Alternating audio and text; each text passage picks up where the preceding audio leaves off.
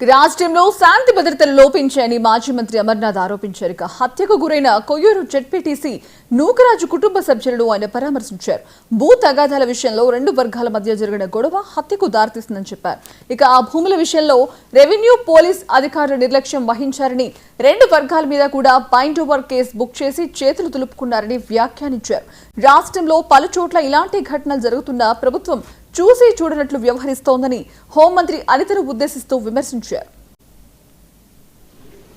దీనివల్ల ఎందుకు ఏంటి అనేటువంటి విషయాలు పక్కన పెడితే రాష్ట్రంలో లా అండ్ ఆర్డర్ పరిస్థితి ఏంటి అనేటువంటి దానికి ఇది ఒక ఉదాహరణ. రాష్ట్రంలో రమారమి నాకు తెలిసి 550 నుంచి 600 మంది జెడ్పీటీసీలు ఉంటారు. వీళ్ళు దాదాపు 40-50 వేల మందికి రిప్రజెంటేషన్. వీళ్ళు అంటే ఒక ప్రజాప్రతినిధి ఇన్ని వేల మందికి రిప్రజెంట్ చేస్తున్నటువంటి వ్యక్తికి ఈరోజు ఈ పరిస్థితి వస్తే ఇక రాష్ట్రంలో సామాన్యుడి పరిస్థితి ఏంటి అనేటువంటి దానికి రాష్ట్ర ప్రజలందరూ కూడా ఆలోచన చేసుకోవాల్సినటువంటి దానికి ఇది ఒక ఉదాహరణ.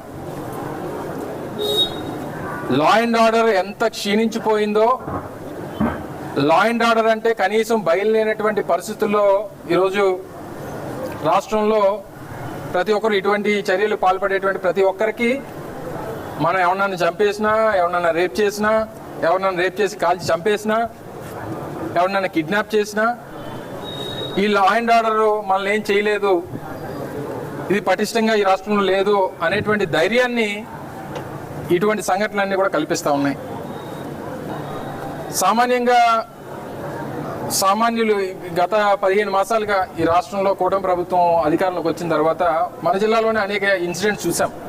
9వ తరగతి విద్యార్థిని రాంబిలి మండలంలో ఆ అమ్మాయిని అత్యంత కిరాతకంగా అత్యాచారం చేసినటువంటి పరిస్థితులు చూసాం. స్వయంగా ఈ శాఖకి ప్రాతినిధ్యం వహిస్తున్నటువంటి మంత్రి గారి ఇలాకాలో అనేక ఇన్సిడెంట్స్ చూసాం.